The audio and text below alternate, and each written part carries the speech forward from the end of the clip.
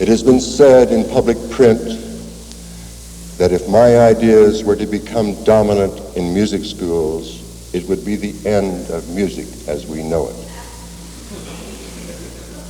May I say first that the danger is singularly slight.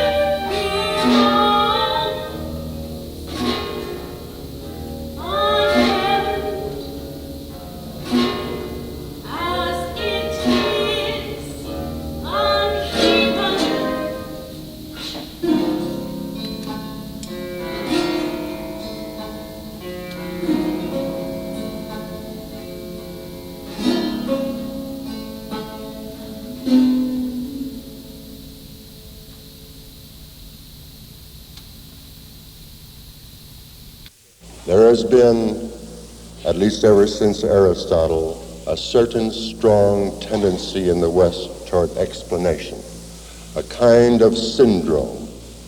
The first and initial step is fairly innocent, to consider a verbal explanation of a creative art as necessary to an understanding of the art. The second step is less innocent. In this second step, the explanation of the art becomes a substitute for the art. But the third step is really something. It is a sort of apotheosis where the explanation actually becomes the art. After my experience with Finnegan's Wake, I spent a year playing in the instrumental ensemble, which was essential to developing my ear and body to the world of Harry Partch. I'm going to have some water. The next time I was handed a vocal work, which happened to be Yocasta for Oedipus, I had developed a methodology for learning the vocal works, which can be applied to every vocal work of Partch. My process begins by abandoning interpretation, which most teachers and conductors would frown upon. I begin with the mechanical process of running text and rhythm until it is learned cold. Every breath mark and rest is marked and adhered to as part of the composition.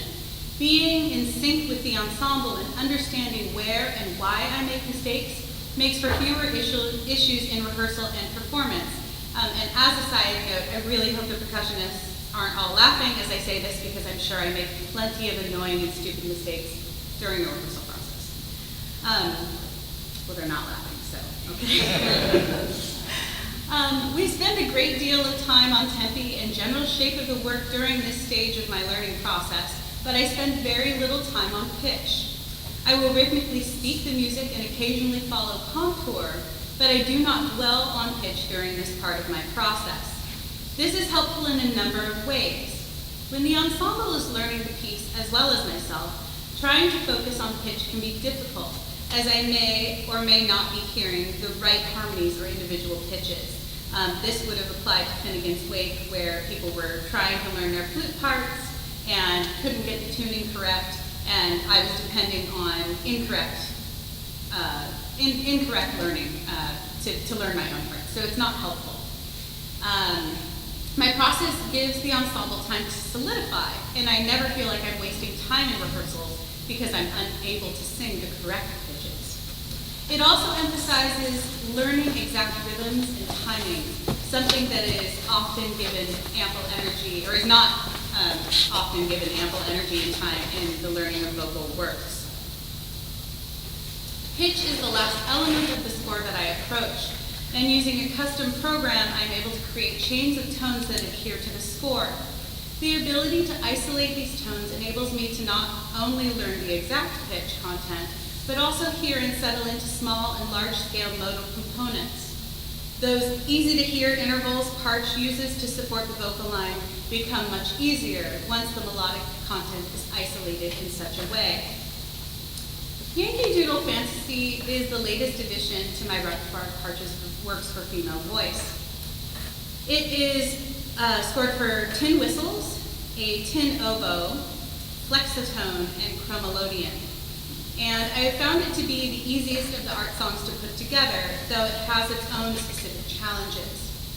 Partch wrote the text himself, and thus it includes the occasional odd syntax or syllable emphasis.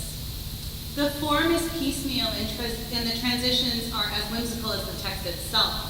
It is composed to sound kooky and disjunct, which fits perfectly with the overall concept of the work, but makes for some challenging ensemble moments.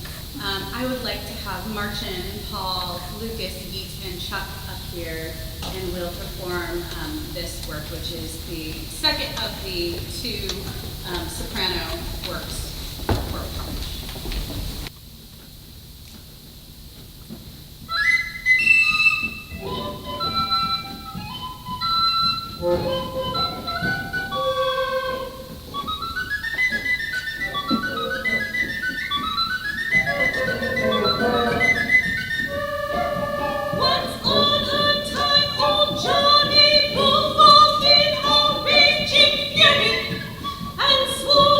John